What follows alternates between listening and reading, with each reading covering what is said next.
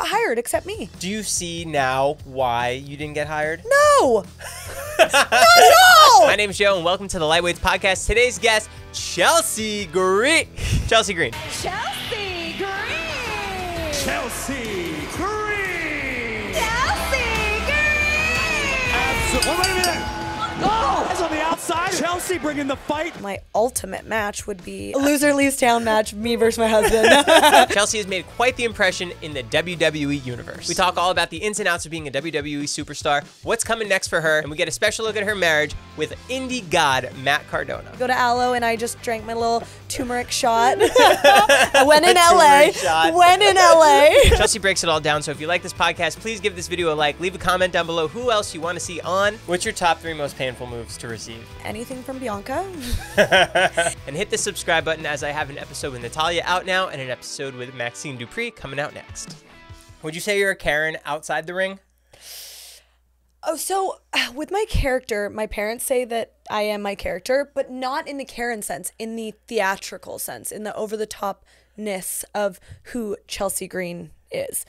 But no, I'm not a Karen. I'm like way too afraid to complain about anything. No manager talk at the Olive Garden. Oh, no, I would sooner die than actually complain about something. I just pictured you going around complaining like, I really need that 10% off because this experience was not the best. No, but the funny thing is that like now everywhere I go, people do say that. Yeah. Like people are like, oh, did you complain? So I have now come up with like very quick-witted answers for it. Yeah. So even like this week I was in Saudi Arabia and one of my fans was like, oh, did you complain about this and that? And I'm like, oh, I complained about the hummus. Like, I don't know. Yeah. Honestly, things come out of my mouth and I don't know where they come from. How was Saudi? It was amazing. It was seriously eye-opening because going there, a lot of people, especially Americans and Canadians, were like, oh, be safe. Don't do this. Don't do that. They were so amazing and so welcoming. This shirt, actually, it's a Ronaldo jersey because he plays for the Riyadh team. They gave this to me because I said I like soccer. They came back and had bought me a Ronaldo jersey. They're so sweet. Did you perform there too? No, I was there for 24 hours. It was just an experience. It was just to open up the WWE experience, which is essentially a massive, I don't even know what to call it, experience. There's a Hall of Fame. There's an area where you can turn into a WWE superstar and do your entrance. There's an area with an escape room. Like, I honestly, if I got started, this whole podcast would be about the WWE experience because it was like nothing I've ever experienced before. Did you travel with anyone or you went by yourself? No, it was me, Natalia, Jinder Mahal, and Braun Strowman. Okay. 24 hours in Saudi Arabia. You also used to be a stunt woman. Yeah. Still are? So, I mean, I like to think I am. I like to think every Monday on Raw I'm doing stunts. And honestly, the shit that I'm doing, it kind of is stunts. Getting squished by Nia Jax and squished by Piper and tossed around by Becky Lynch. But I haven't done stunts on a set in maybe 5 years now. And what were you doing it for? Like movies? I was doing it for movies. I did a couple of TV shows on like CW TV shows. My really like my claim to fame for stunts is stunt doubling for Winona Earp. So, you know, she was on the CW as a superhero. So that's like, you're basically a superhero. so I'm basically a superhero. I didn't want to say that, but now that you did, Yeah. Wait. but that was cool. So then what else did you do? Because you did motion capture for the WWE video games as well. Yeah, which is so crazy and full circle. I really am not an emotional person. Like, that's my downfall. I should go to therapy for that. But I have these little moments in life where I'm like, oh my God, wait a second. Like 7 years ago, I was in California doing mocap for Carmella's entrance, Liv Morgan's entrance, Valhalla's entrance, and now I'm working alongside them. And someone else is doing my entrance. Like, someone else gets to go out and go, shh. How cool is that? Did you have dreams of being in WWE at that time? I did. I actually was really like down in the dumps because they had not hired me yet. And I thought that I should be hired. Should have been hired 3 years before that. So when you get that call for it, did you think that was kind of a stepping stone into the company? I did. Every time that someone gave me just like a little sliver of WWE, I thought that was it. I thought I'm going to be the next Nikki and Brie Bella, you know, like, but it never happened. It didn't happen for almost 10 years later. That's the crazy thing. But I think that's kind of what made my story unique. Yeah. Is that it took so long. So in that 10 years, Triple H himself. Pick it up. It's, you know who it is? It's Craig's, because I'm going to dinner. I can't believe that. That is like rule number 1 of podcasting. To have Wait, my you have phone to on. confirm that though. No, I'm not going to, because it's for my 6 o'clock reservation and I made 2. I made one for 9. But I don't even know what I was saying. The WWE, the game. Yeah, I feel like this is what has made my story unique, is that this whole journey has led me to do things that I would have never been able to do had I been in WWE in 2015. Right. Like, I wouldn't have been a stunt double. I wouldn't have gone to and worked with Kira or Taya Valkyrie on Lucha Underground. I mean, there's so many things. Honestly, the list goes on of things that I was handed because I was not in WWE yet. Speaking of Nikki and Brie Bella, the Bella twins. The most amazing twins in the world. Was it kind of surreal, because I know you loved Total Divas, so now you're going with Natalya to Saudi Arabia? Talking about Total Divas. The whole time, the whole flight. Oh, are you kidding me? She's trying to sleep. No, I'm like, wait, one more question. In episode 7, no, I mean, it's funny because, like, yes, it's a weird moment, but then on the other hand, my story isn't like Maxine's, where she watched Total Divas and then became, like, I was already wrestling at that time, and the wrestling world is really, really small. Once you get into it, there's the indies and then you made it. There's like no in between. There's no, it's not like hockey where you start out and then you move up and you've got like farm teams and it's not like that. It's either you're slumming it or you're making it. And so even as an indie wrestler, I was dating Matt, who was friends with the Bellas and Natty and things like that. And I was being an extra and, you know, meeting people like Eva Marie. So our worlds kind of were always colliding anyways. But it's still cool to be able to like ask her the questions that I always wondered. Yeah. What kind of slumming it was there in the indies for you? Oh my gosh. Okay, well, my first match, I think I didn't even have knee pads on. I got paid $20. And were you stoked on that? Like the fact that you were even getting paid? It wasn't even that I was getting paid. It was the fact that I was like in the wrestling ring and people were cheering for me and the whole front row was my friends and family. I loved it. And the best part about the indies is that when I was released from WWE the first time, I got to go back and they like just welcome you with open arms, like you never left. You have the same contacts, it's the same people, it's the same promoters and the same companies, and it's just like really fun and easy. Yeah. It's a very cool experience. It's a very, very like low key experience. That's a nice way to put it. Like, I mean, there are some times I wrestled in front of 7 people and maybe even 3 people.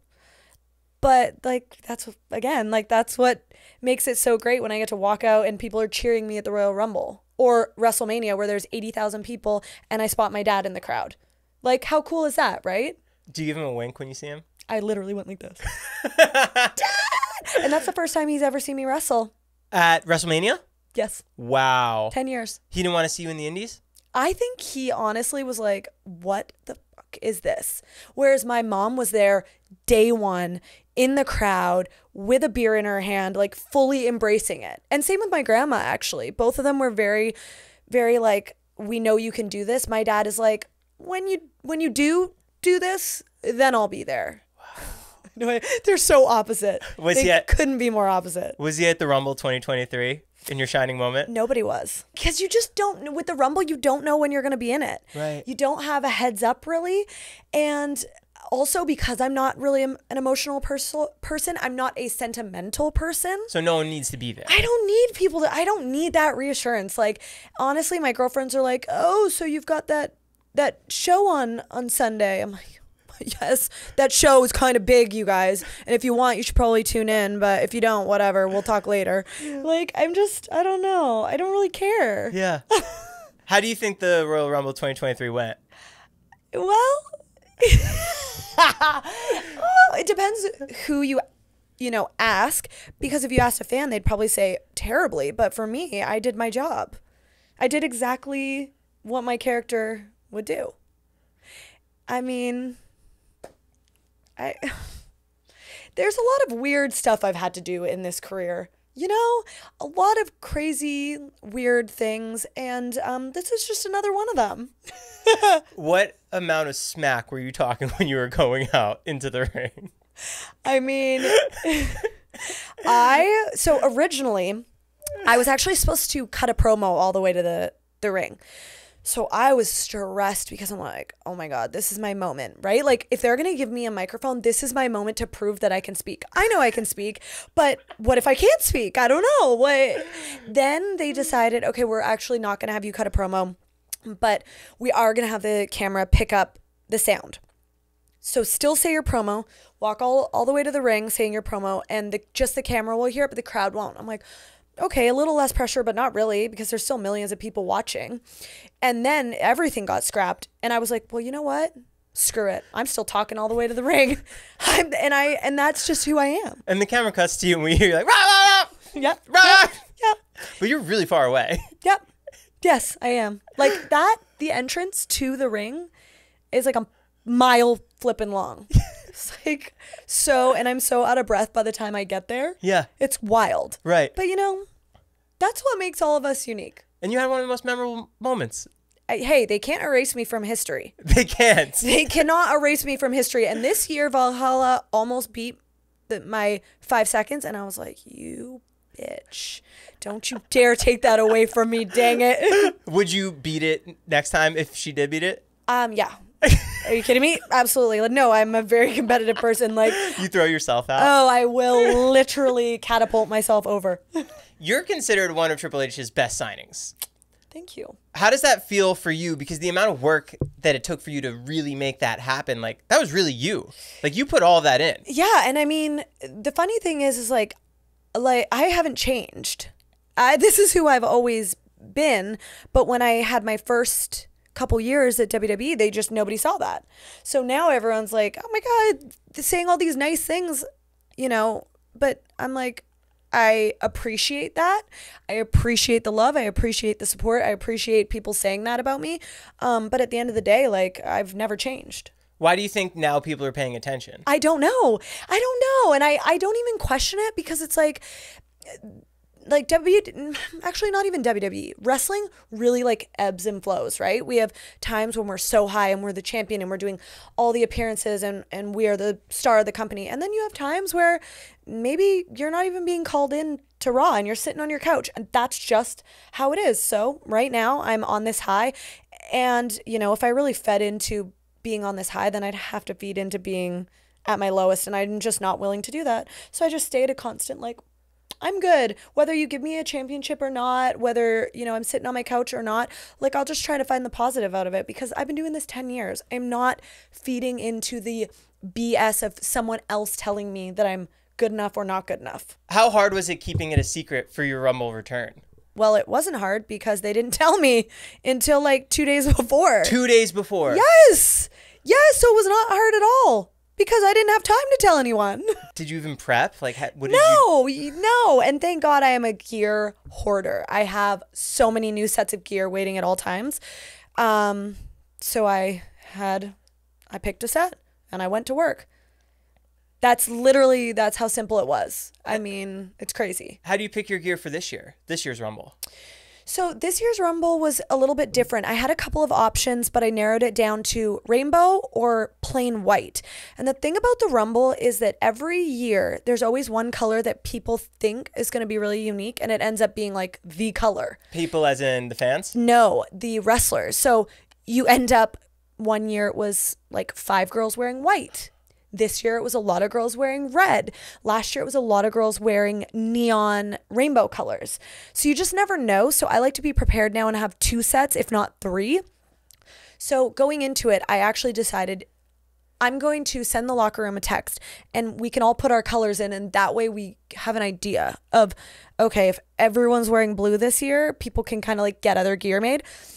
So when I heard that nobody was doing rainbow. I was like, okay, maybe I'll do rainbow. And then one of my coworkers, when I said rainbow, mentioned like, oh my gosh, you're such an ally for the community. And I'm like, oh, okay, I had a rainbow set. So once she said that, I was like, okay, wait a second. Because if this is what people are going to think going out there, then I really want people to know. I don't want people to just think that I'm wearing pride colors. Like I want people to know. So then I went out and got a flag, and I made a skirt out of the pride flag, and I made it a moment.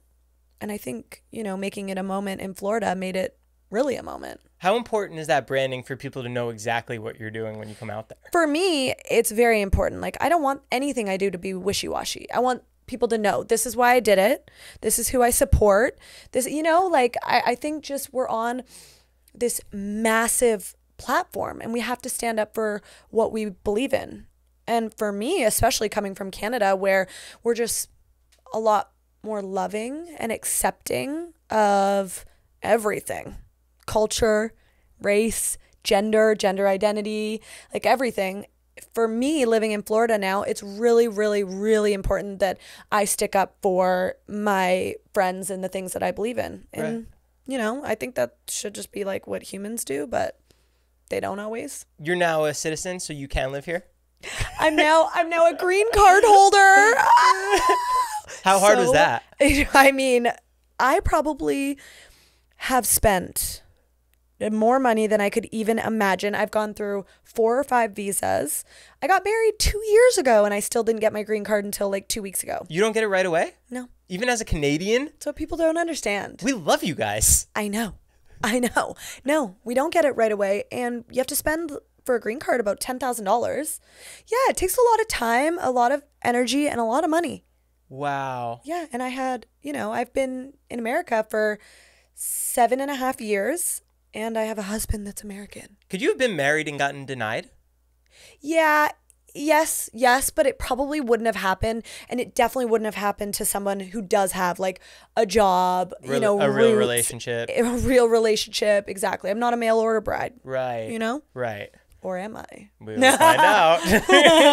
How do you get into character before the shows? I don't.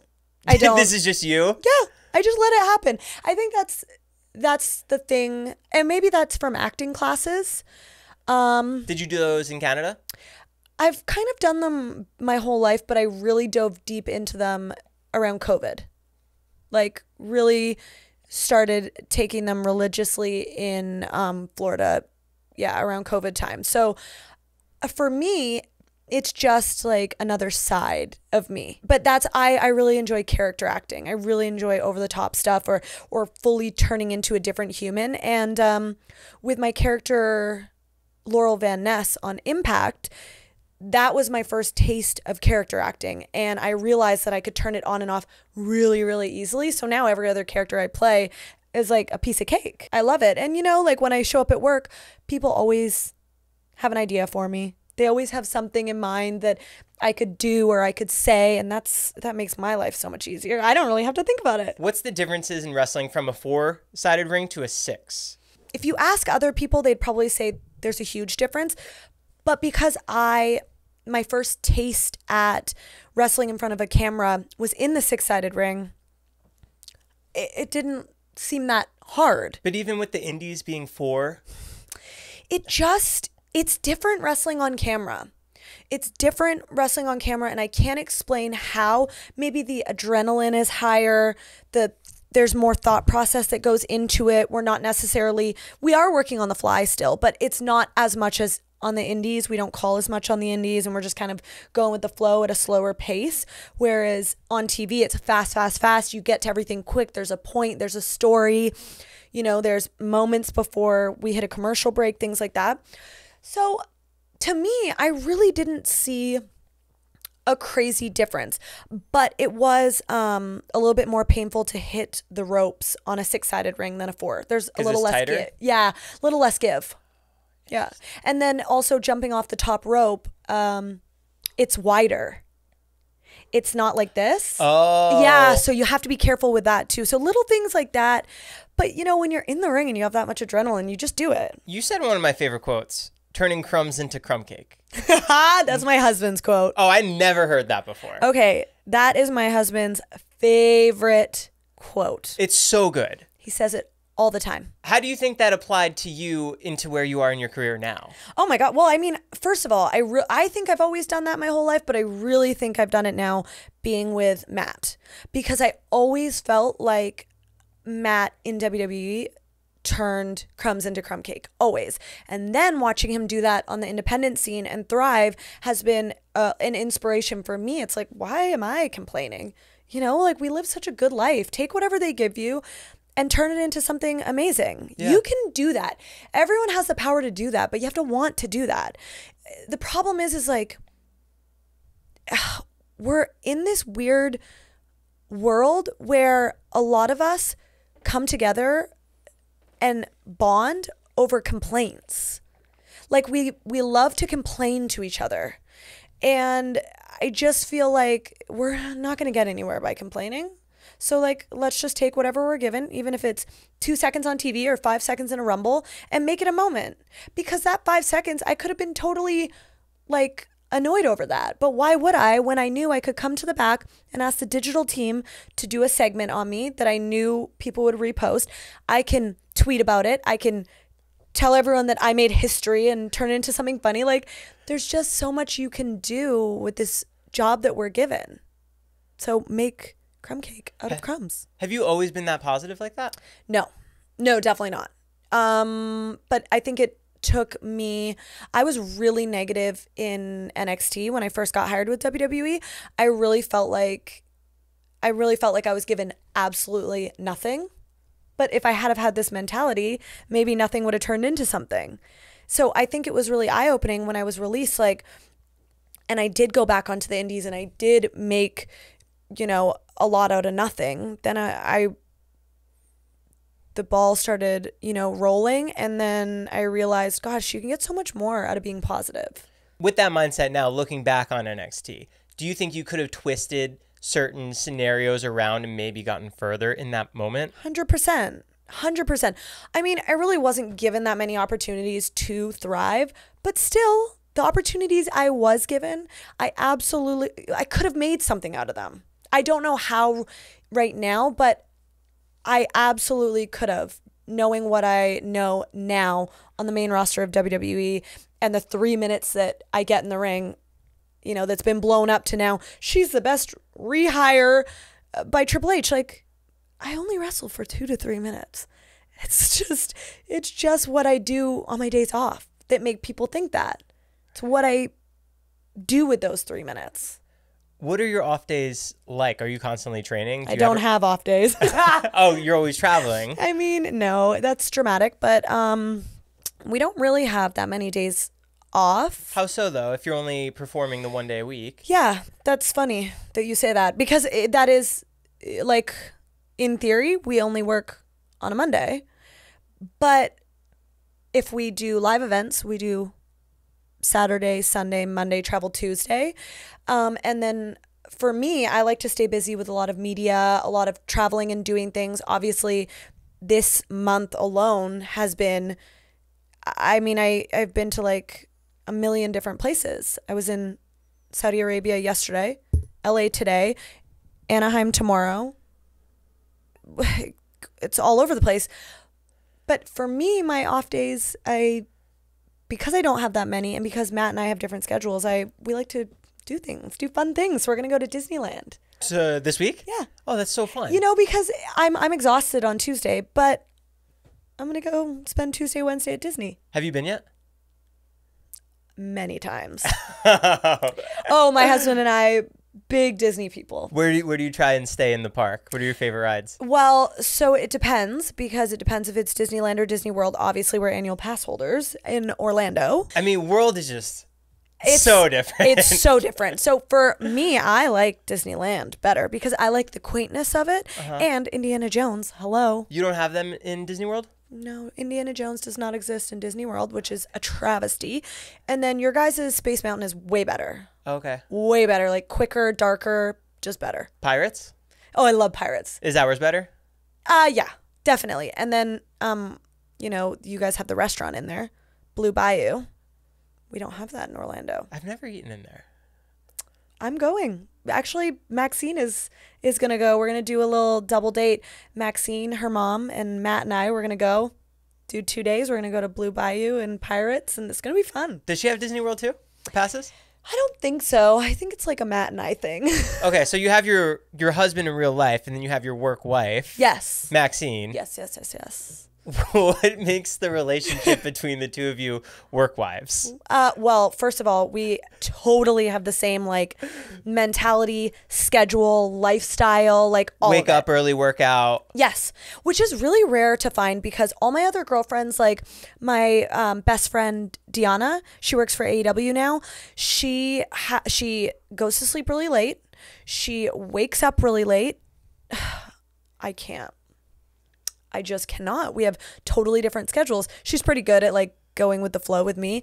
But Sydney is like let's go to sleep as early as possible. We got to get to Aloe, 9 a.m. Yes, exactly. And she eats healthy with me and she like all the things we just mesh on.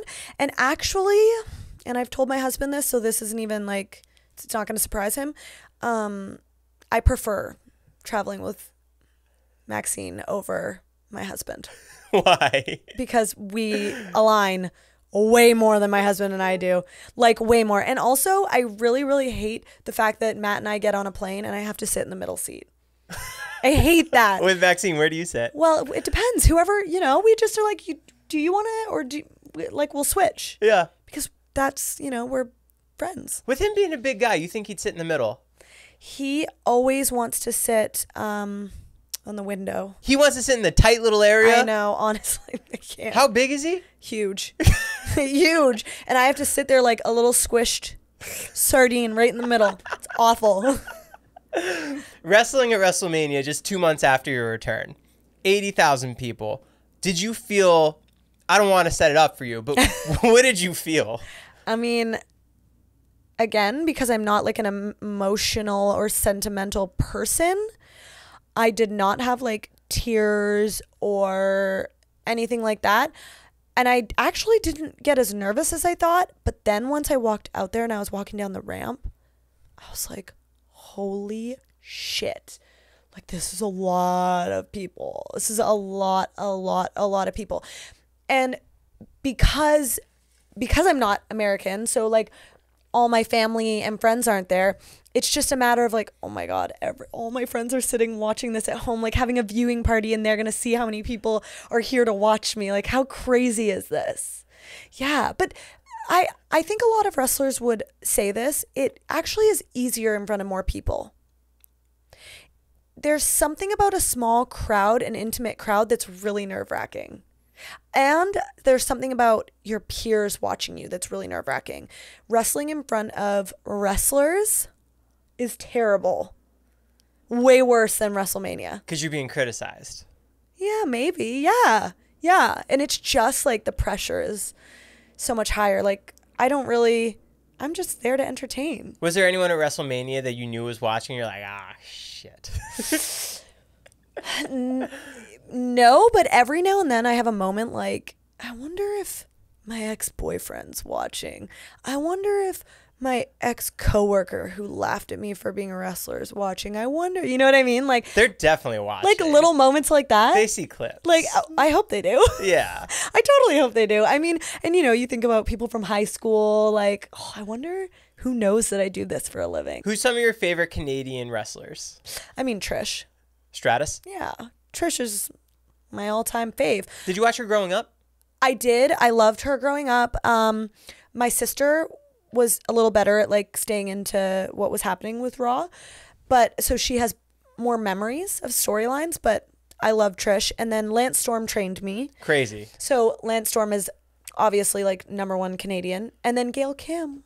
I love Gail Kim. Where did you meet Lance Storm's wrestling? So it's kind of a strange story. I was going to school in Calgary for kinesiology, and I was doing... What's that? It's like the study of the way the body moves. Oh, I thought you were reading people's minds. That's...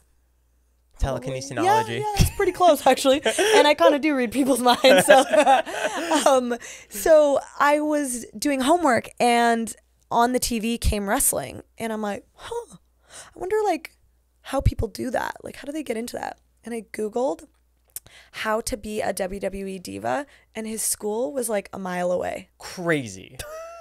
And I'm like, this is a sign. I'm meant to be a diva. I should not be in school. I am meant to be a WWE diva. How old were you at this time? 24, 25. Okay. Is that right? Yeah, 24. Because I'm going to turn 33, so maybe 23. Yeah, I emailed him and I was like, can I come see the school and like talk to you? And next thing you know, I was in class. What does that look like? What's a wrestling class like? So for other schools, it's different, but I truly believe that Lance Storms and Flatbacks in Orlando, which is run by Sean Spears and Tyler Breeze, they have the best curriculums, because I do think learning how to wrestle, you need like a curriculum. It sounds so silly, but I don't think you can be thrown in and just try to do stuff, especially if you're like me, where you didn't necessarily grow up knowing like what a chin lock was or a clover leaf or whatever. So with lances and flatbacks, you go in, you have, 3 months of training. You're there Monday to Friday. You're there for 4 hours a day minimum. And you are starting from the very beginning. The first day you learn lockups. Are you in a classroom or are you in the ring the whole time? So you're in the ring the whole time. And it is literally just a warehouse with a ring and some seats and pads around it. And you just start. You just get in and you start, doing your rolls and learning the basics. And then you build from there every single day. How many students? Usually about 12. How many are girls? Usually 1 or 2. I know that Lance always tried to get 2. If one signed up, he would try to find another one, because at the end of the day, we are mostly wrestling our own gender. And I know from experience, wrestling men is a lot easier than wrestling women. We just work differently. Our mechanics are different. We are usually not as strong as a man. So a move done on a man or me hitting a man is not going to feel the same as me hitting a woman. Right. It's going to hurt a little more for a woman. I may not be able to do as much flippy things on a woman as I could a man who can base me. And that obviously changes because we've got people like Rhea Ripley who can literally do anything. Superhumans. And Taya Valkyrie can do anything. But if Maxine and I get in the ring, there are going to be limitations, and we have to be cognizant of that. So training with those limitations kind of allows you to be smart in the long run. Did you ever get revenge on Rhea? No, but I will. And it will be when it matters most. Calculated. Calculated and also when someone lets me. What's it like working with Piper Nien? Amazing. I love her. And we go way back. We lived in Japan together. Really? Yeah, we lived in Japan in 2016, I believe. We worked for Stardom. She is so knowledgeable. Like, she taught me so much in Japan. And so although people think that we were just thrown together in WWE, we do have a friendship. And we've stayed in touch since then. So it was easy to then travel on the road with her and be open and honest with each other and come up with stuff to do. It was easier than, it's still hard because you're still thrown together in a tag team and you have to go out there and act as if you should have been this tag team all along. But we had a friendship at least. And that's the basis of a good tag team. What is your text with her like? Are you guys sending each other move ideas of what to do together? No, honestly, not at all. It's only like animal photos and like, yeah. Animal morphs Yeah, of a penguin and a bear. One thing that I love about her, and I also loved about being paired with Sonia, is I do shut off on my off days. To me, that keeps my mental health on a good level. I need to, the minute that I land in Orlando, wrestling off, like fun Chelsea on. Because otherwise you go crazy. You need a balance. Yeah. We're on the road so much, and although we only maybe work on TV one day, like sometimes, in February alone, I'm probably working 17 to 25 days of the month. That's a lot of time that you're turned on. And you're turned on, like today I've been turned on since 5:30 in the morning. and we're at like noon. Is this the end of your day after this? Yeah. So, I mean, it's just you need to have that balance. You really need to have that balance. I think it's really, really important, and I have that balance at home with Matt, and I have it with my tag partners. I kind of set the precedence, and I think they do too. Can you speak Japanese? Not well. I can count in Japanese, and then when I'm 1, there, 2, 3. I can count to 10 in Japanese. And there's certain sayings that you say in Japan, mostly as a way to show respect to your opponent or your elders and things like that. So things like that I can say, but because I was only there for 3 months and then left and then only went back for a couple weeks at a time, I didn't get very good at it. Were you excited to go work in Japan? Yes, very, because for me, when I first started wrestling, it was, I was just a pretty girl that wanted to be a wrestler. There was not a lot that people didn't really believe in me. So for me, adding to my resume was a way of telling people to go F themselves. Like now I'm becoming undeniable. You can't say that I didn't put the work in. I went to Mexico. I went to Japan. You know, I traveled all over the world. I crossed the border and wrestled in America. Like I did all the things that I needed to do for you to say that I'm worthy of these opportunities. Did you have that mindset right from the beginning? Yeah. Yeah. So you kind of knew like you had to do all of this. I quickly learned. I didn't feel that way training with Lance, but he was good. He did kind of like shake a sense of reality into me. In terms of what you had to do to get to where you wanted to be? Yes. Yeah, a little bit, but I really learned like my first day on the indies. Like, oh, okay. My looks are actually going to go against me. They're not going to help me until I get to WWE or until I get to Impact or until I get on TV. For right now on the indies, they're actually going to hinder me. So I need to work twice as hard.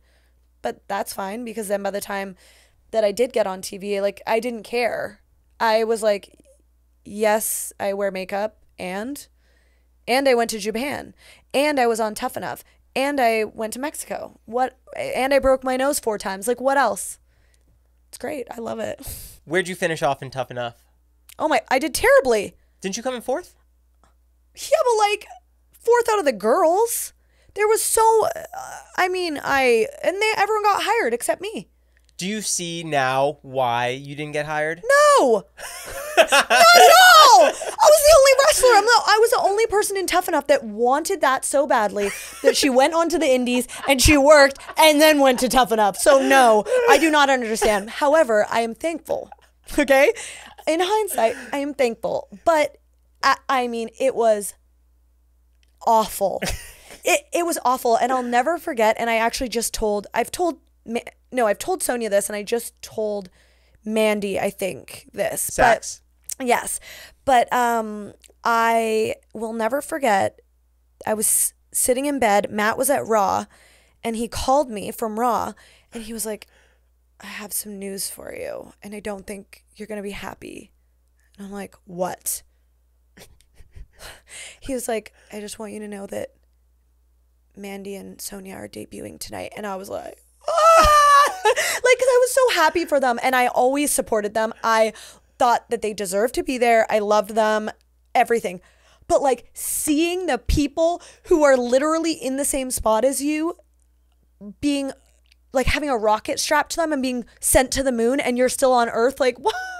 Hello, down here. What the hell? You know what I mean? Like, and I had to watch on TV my friends go and do my dream job. That was hard.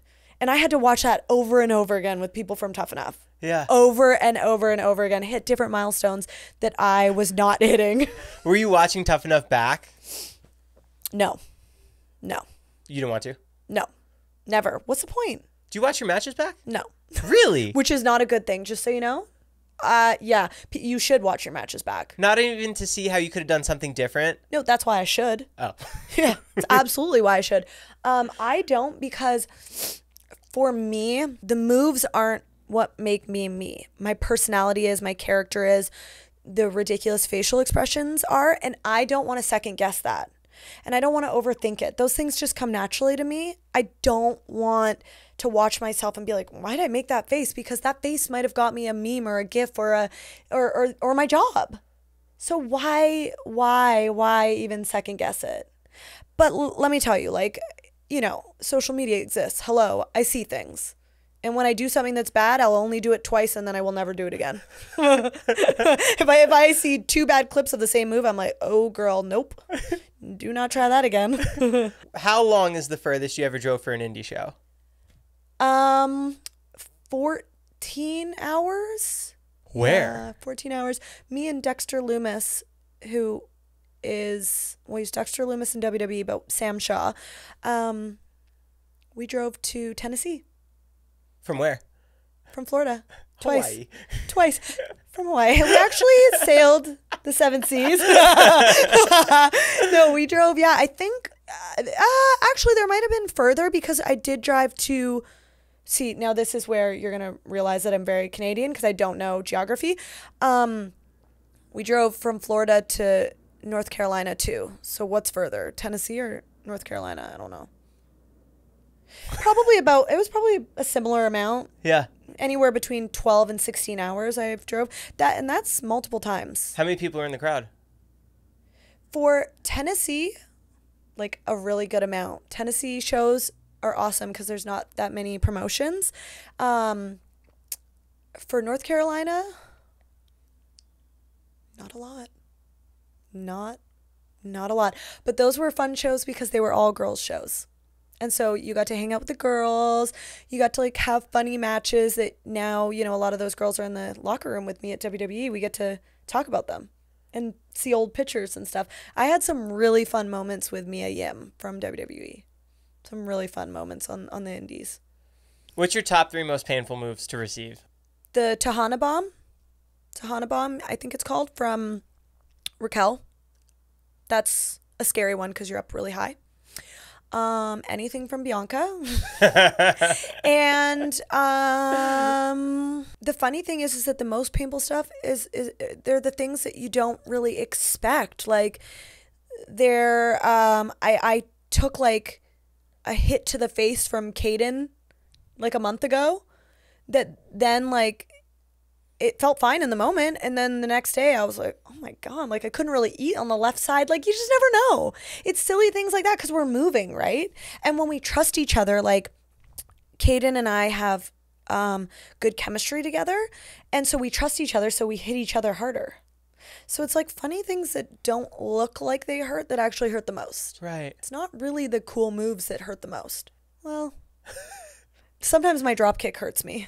It hurts you? Yeah, it does. Do you have a dream opponent on roster or not? Okay, I guess I would love a singles with Rhea because I really loved working her in NXT. We did a couple of road loops together, or maybe just one road loop. Well, I had a lot of fun with her. But I mean, my ultimate match would be a triple Undertaker. threat.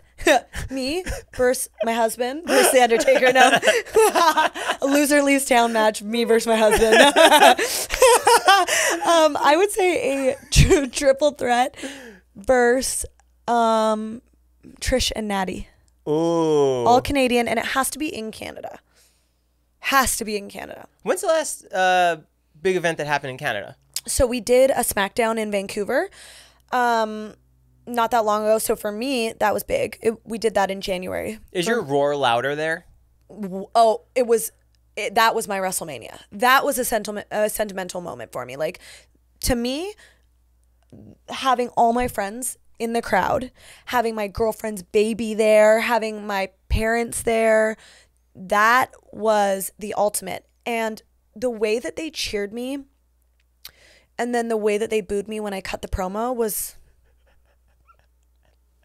amazing. I loved it. But we do have, what do we have? I think Money in the Bank. Coming up? Mm-hmm. In Toronto. Were you always invested in American pop culture? Yes. Yes, I was. But not wrestling. Although I was going to school for kinesiology, I thought maybe I would become like an on-air host. In Canada or? Well, I think everyone in Canada I don't want to speak for everyone, but I think all of us like kind of want to live the American dream.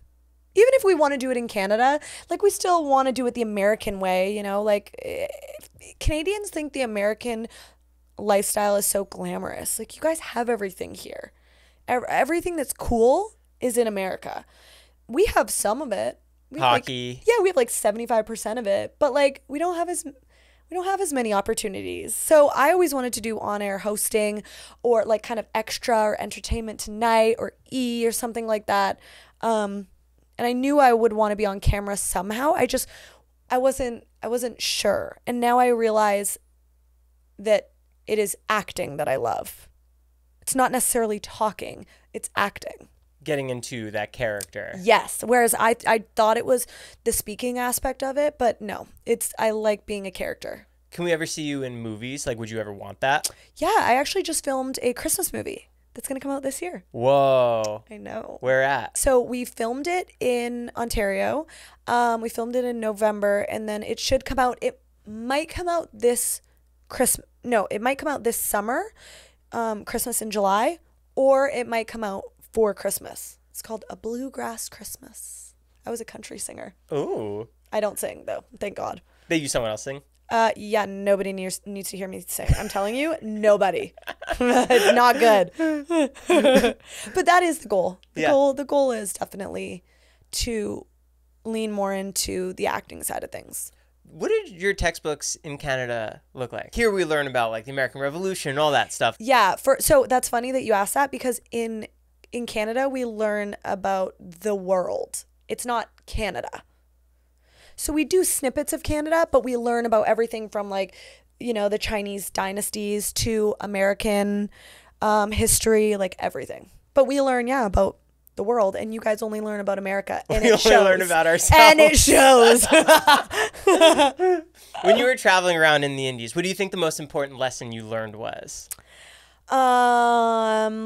Gosh, I mean, first of all, the one thing that I've just learned in general from finally getting to WWE is that the journey is what actually is important.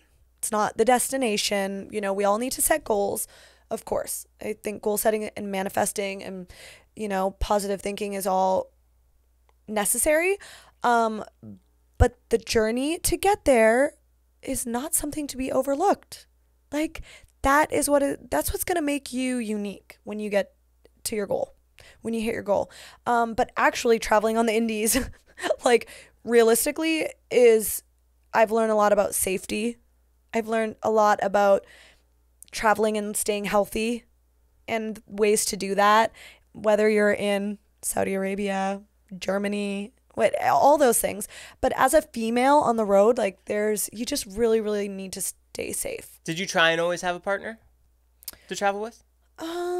No, but it always ended up that happened somehow because I am very much a girl's girl. Like I like my friends. I had 12 bridesmaids. What were some of your highlights from your wedding?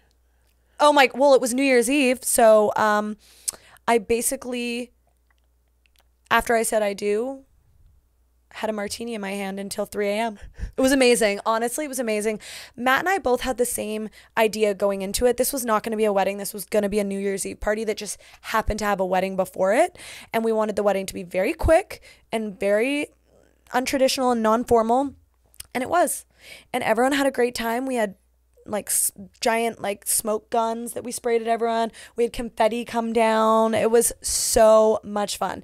And like the guest list was fun because it was in that kind of weird post-pandemic time where if you didn't want to travel, you had an excuse.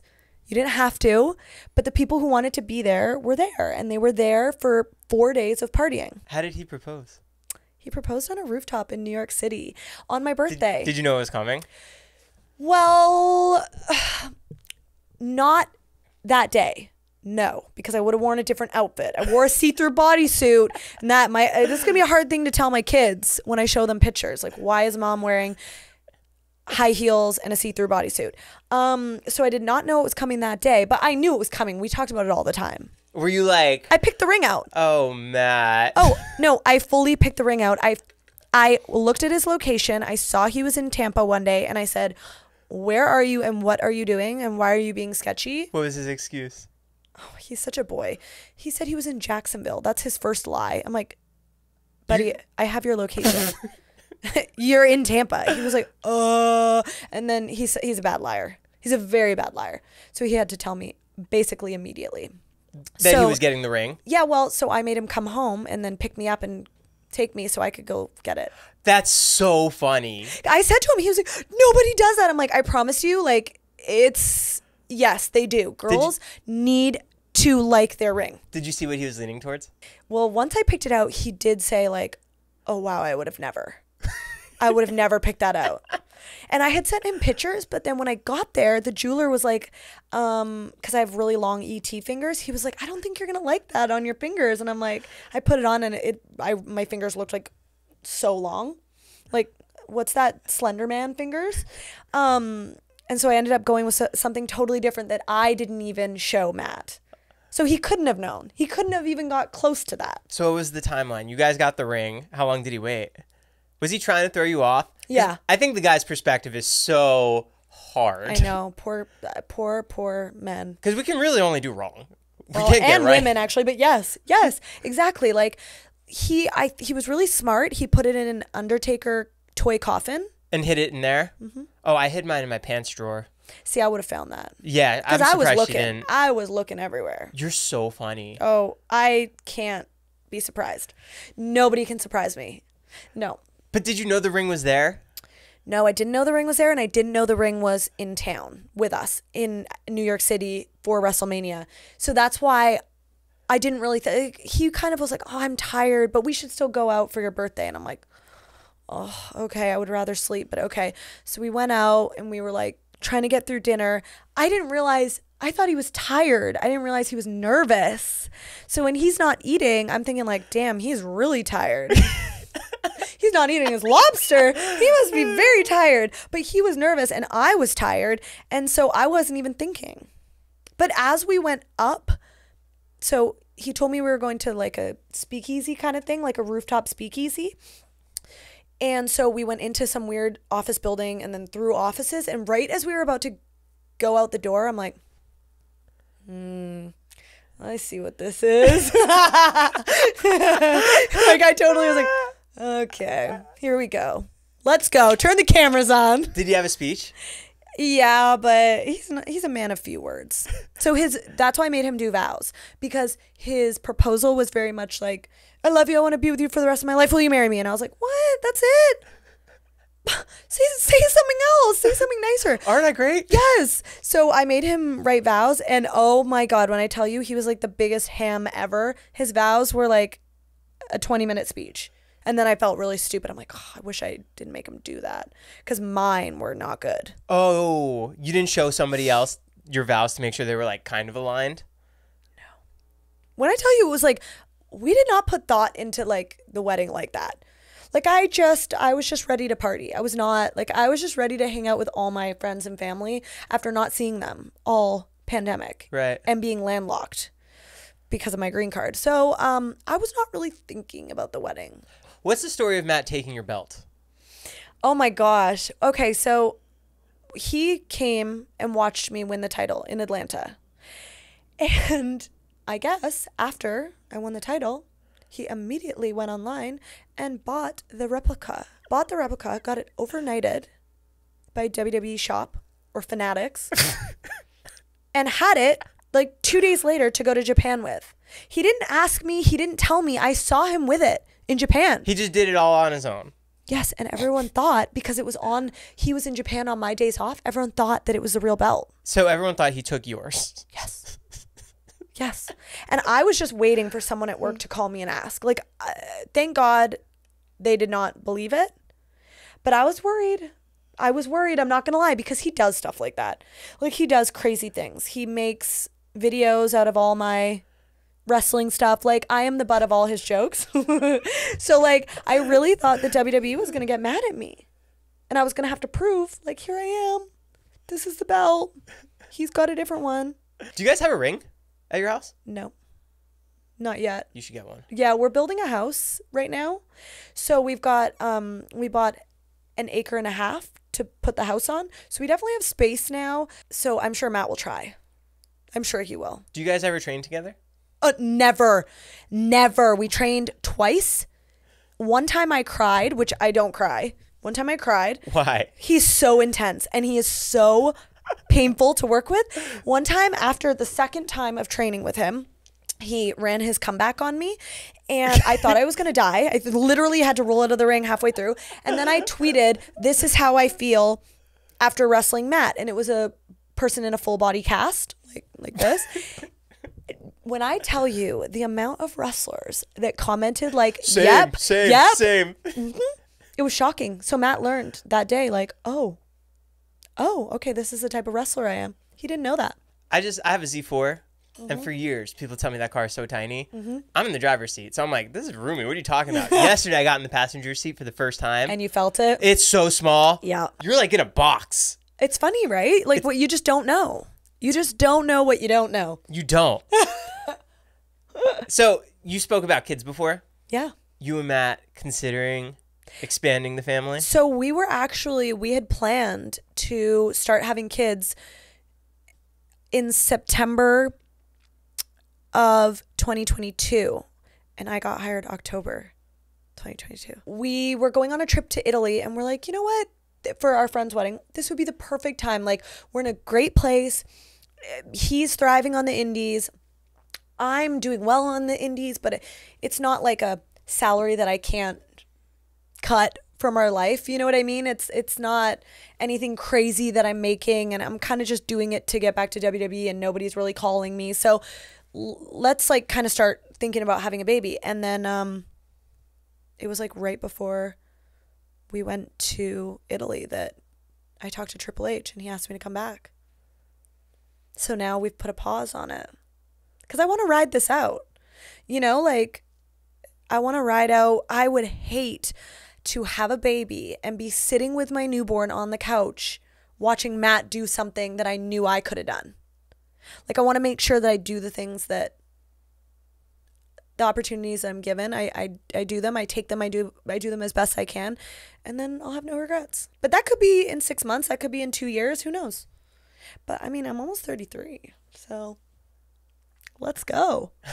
It's happening. Were there any legends that you really looked up to for their lifestyle, and just if they had a memoir that you were like, oh, I really envy the way that they approached this? Okay, so legends, no, because I think that was a time period where like lifestyles were very unhealthy. It's so different now, you know? Lifestyles then were, they were on the road 24/7, they were partying, they were like being wild, like really living that 90s rock star lifestyle. It's not like that anymore. You know, now we're all so health conscious. We treat our bodies so well. It's different. We drink our matchas. We go to Aloe. Right. We go to Aloe, and I just drank my little turmeric shot. I went in LA. But I really think the Bellas. Isn't that so true? We're going to Laser Away later. Literally, that is so LA. I think It's filmed. I think the Bellas have it right. Like, I think they have a great work-life balance. They, you know, they take time for their love life. They take time for their family, but they still work all the time. They still are bosses. They still make a ton of money. That's like the life that every female wants to live, right? Like, you want to have kids, but you still want to have income and something that makes you feel like you're needed, and not just kids, a job, a business, whatever it is. I think they're doing it right. The Bellas are killing it on all facets. Did you watch all of Total Divas every season? And Total Bellas. What other reality? Are you watching Bachelor? Oh, everything. Okay, this season of The Bachelor, no, but I'm kind of like keeping up to date through Twitter because I have it all DVR'd, but I haven't been home. But Vanderpump, Real Housewives. I had Katie Maloney over here once. Oh, I love Katie Maloney. You know, her brother works with us. Yeah, I did. Yeah. Her brother's my coworker. Raw coming up this week. Is there anything planned in the works? Well, we have Last Chance Battle Royal. So that is any female that wants to try to qualify for Elimination Chamber, which is in Perth. So, Australia. Perth, Australia. They haven't been there. WWE hasn't been there in so long. Years. So that's going to be huge. It's going to be massive, and whoever qualifies on Monday will be getting on a plane on Tuesday. Do you want to go? I want to go so bad. have to win. I lived in Australia. Perth is very far away from where I lived. I lived on the Gold Coast and in Sydney. But it would be so much fun. It would be so much fun. But my hope is that if it is not me, I would love for it to be Indy Hartwell, because that's the motherland for her.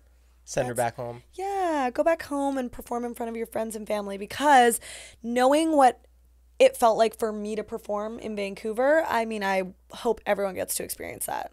Chelsea, thanks so much for coming by. Thank you for having me. Everything Chelsea's going to be linked down below. Go check her out. Thank you for not making me say my social media handles, because I don't know them. What's the deal with your intro? Did you come up with it? For my podcast, that one, or for like Chelsea Green? Okay. That one. Okay. I did not come up with it. Sam came up with it on her own. She is the most amazing ring announcer in the entire world. I had such a debate if I wanted to say it right at the beginning. Well, I hope you do. Not with me around, but please do, because it's very fun to say. It's like, honestly, it gives me a little pep in my step every time she says it. Chelsea, thanks for coming. Thank you. Bye, wait. Out. Cool. That was great. Thank you so much.